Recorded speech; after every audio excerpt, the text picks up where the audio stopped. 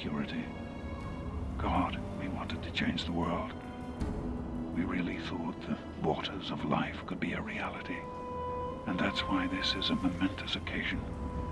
Because even after 19 years, I still believe it. Project Purity can and will be operational. This is just the beginning. This is day 2 of my attempt to resurrect this project. I've got one of the portable fusion generators up and running, but it's just enough to power the emergency lighting and a couple of other systems. That will serve for now, but I'll need help powering up the mainframe. Time to visit Madison at Rivet City.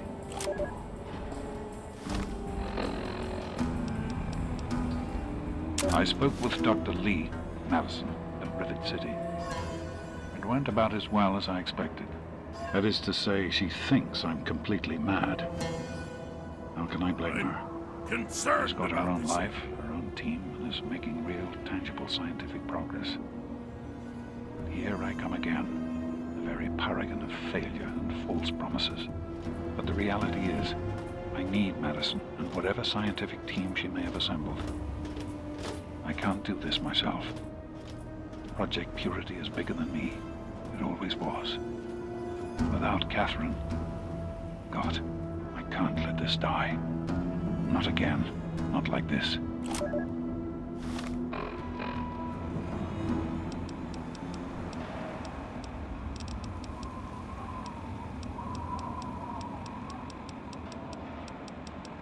Even in Vault 101, my work on Project Purity never really stopped. Soon after we arrived, my nightly routine included sneaking into the restricted areas, searching for, I don't know, whatever I could find. It was a Vault-type facility, after all. The place was built with some of the most advanced technology this country had ever developed. Those excursions never turned up anything particularly useful. So, one night, after half a bottle of scotch, I broke into the overseer's office. It was easy enough to hack his console, gain access to the restricted files. Most of it was garbage. Propaganda, spy reports, just plain rambling bullshit, really. But there was one thing, one name that stood out amongst all the others. Dr. Stanislaus Braun. I knew of Braun's work, of course. He was a celebrity in his day, Voltec's sorcerous scientist, leaving his peers in awe of his technological wizardry. But it was in Vault 101 that night in the overseer's office I first learned of Braun's involvement in Vault-Tech's social preservation program and his work on something called GEC, the Garden of Eden Creation Kit.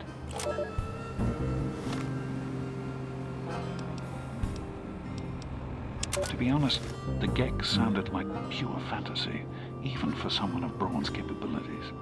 It was nothing short of a miracle. A terraforming module capable of producing life from complete lifelessness. But not only was this thing a reality, it was actually distributed to several vaults to be used after an atomic war. Vault 101 was, sadly, not on that list.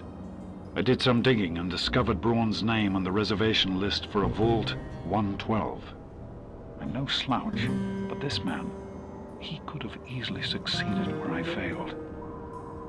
Does his collected knowledge remain within the halls of Vault 112?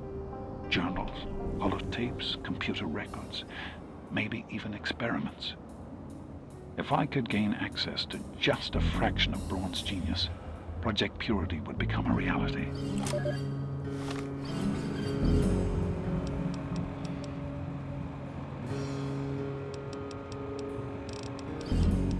Well, here we are again.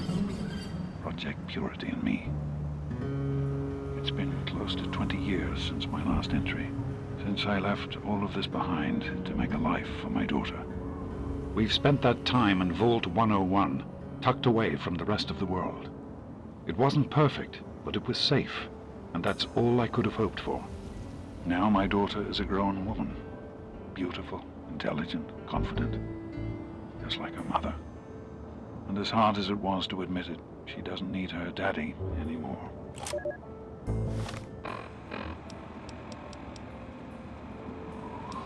I'm off to Vault 112 to search for anything of Braun's that might help me get this purifier up and running. All I know is that it's west of some place called Evergreen Mills, and it's well hidden in some sort of garage. But I'll find it. I have to. It's so close, but that's the story of Project Purity, isn't it? An eternity of almost theirs. Let's see if Braun has the missing puzzle piece.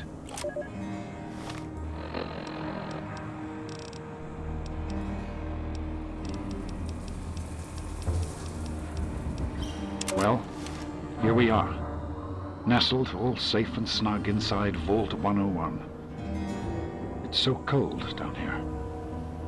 Colder still with Catherine gone. Oh, Catherine. I so wish you were here with me.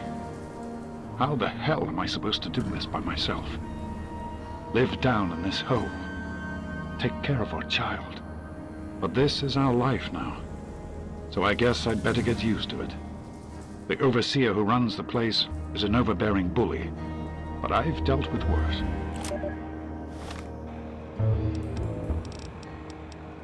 That batch of tests was inconclusive, but Madison and I are convinced it's a problem with the secondary filtration system. We're going to recalibrate the equipment and try again tomorrow, so that... James, please. I'm trying to work. Now's not the time. So that's the next step. Assuming we get the results we need, we'll move on to... James! Stop!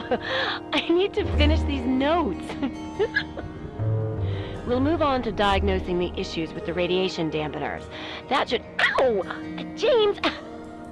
Now? We really shouldn't.